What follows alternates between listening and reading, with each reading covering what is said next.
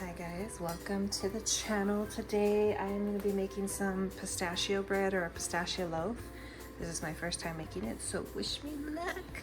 We're going to make it together. I'm going to start off with a loaf pan and my favorite non-stick spray. Coat that really well. You want to heat the oven to 350 degrees. And I got a lot of my ingredients already kind of prepared, so let's put that to the side. Here I have a half cup of melted butter. We're gonna add our sugar to this. And this is gonna be 3/4 cup sugar, just regular white sugar. Spatula. I guess I could get a whisk. There's all sorts of things you can use to mix this. You can't go wrong. Now, this butter, of course, is still warm, so it's cool with my sugar being like this. But we're gonna wait a minute before I add 2 eggs because I don't want them to scramble since the butter and all this contents are still hot. So hold please and we'll be back.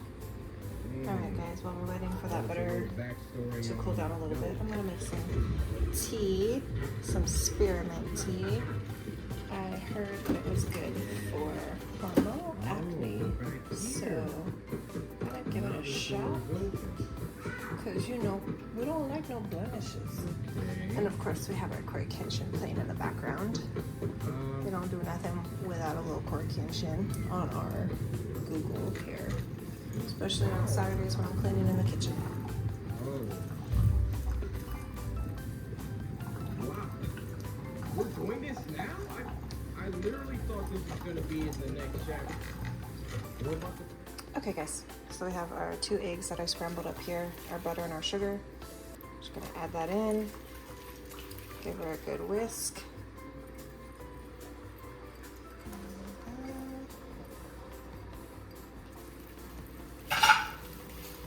Okay. Next ingredients we're gonna add is 2/3 cups milk, a box of pistachio jello pudding. Make sure that it is the instant pudding. I've made the mistake in the past of buying regular pudding and that doesn't work the same, so make sure it's instant. Just gonna empty. Let's do the milk first. Give ourselves a little more liquid here. Then the pistachio. Let's whisk that up. Looks good. Now, I got this recipe off Pinterest, of course, good old Pinterest, and they had used it for Christmas time as like a Grinch loaf, which I thought was a cute idea. So I might have to do that for Christmas time. Some salt. It's like 1/4 teaspoon. I just kind of add a little bit of salt. 1 teaspoon of baking powder. Oh, see? Always counting me to make a mess here. Give that a good little whisk. And then we're going to be adding 1.5 cups of regular unbleached flour, all-purpose. Just going to start gradually putting it in. As it gets thicker, we'll need to change our spatula back. The whisk tends to make it easier for, of course, making sure all the lumps are out, but once you get to a certain point, these things, it gets too heavy, obviously. That throw us back in here. And you're truly not baking until, of course, you fling flour everywhere. Look at that. Yeah. That's how I like to bake. Okay. Of course, it's getting heavy, so I might need to get a spoon.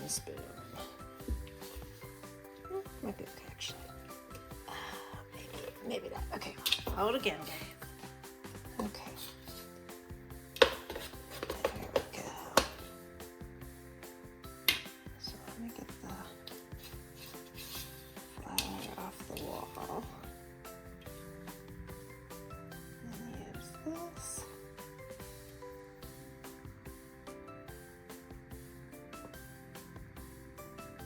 If you're using like a wooden spoon, it's different. These things are just moldable, so of course the heavier items, it just turns into mush. I don't care for wooden spoons. Let's go. I need some muscles for this dough. Yeah, honestly, I could even use a mixer, but I don't like to pull out my mixer because it's all the way up above my fridge and it's heavy. It's a KitchenAid, so if you know, you know. Alright guys, let's go ahead and pour this into our loaf here. This is where I'll get that spatula back out. Such a pretty color.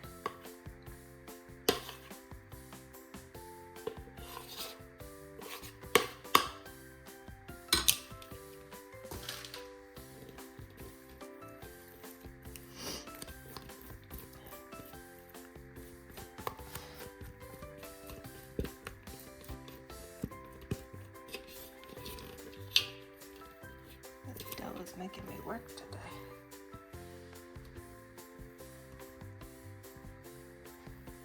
Right.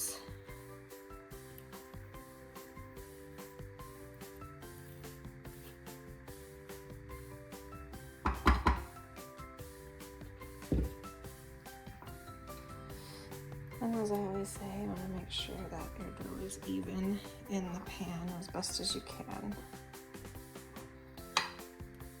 Just a little rub on the top should accomplish that. I'm not gonna lie guys, this dough is definitely sticky compared to, you know, banana bread loaf that I make all the time. So definitely notice the pudding mix and the milk, but just FYI, that's what I'm noticing. Alright, and then it says bake it to 40 to 50 minutes. So we are going to go on the mid at 45. Let's put this in. She's pretty.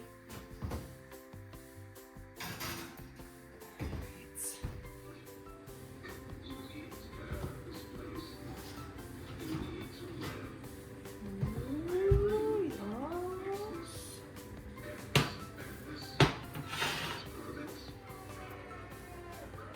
Alright, here she is. So I ended up cooking mine for about 62 minutes. You want to just, of course, use the toothpick to make sure it comes out clean. And then I let it cool for 10 minutes after taking it out. That way, it pops out beautifully. And then I let it cool like this for at least another minute or two before I start slicing into it. So we'll be right back. So, like I said, just a few minutes is all you need. I just want to take a moment to look how beautiful that is. Okay, let's see. Moment of truth, right? Look at that. Alright guys. You know I like to cut my bread upside down. I probably could have done a little less time because it does seem a little crumbly. So maybe like 60 minutes. Still good, but just so it's not as dry, so to say. So definitely just monitor this recipe when it's cooking. Biggest thing is you just want your toothpick to come out clean. Otherwise you're gonna have pudding instead of bread. So yeah, a little crumbly, but overall guys, this recipe came out really well. Again, I would just kind of maybe cook it a little less, but it looks really good. So I'm about to go eat some bread, and you guys have a great day. Thanks for coming to the channel. Until next time, bye.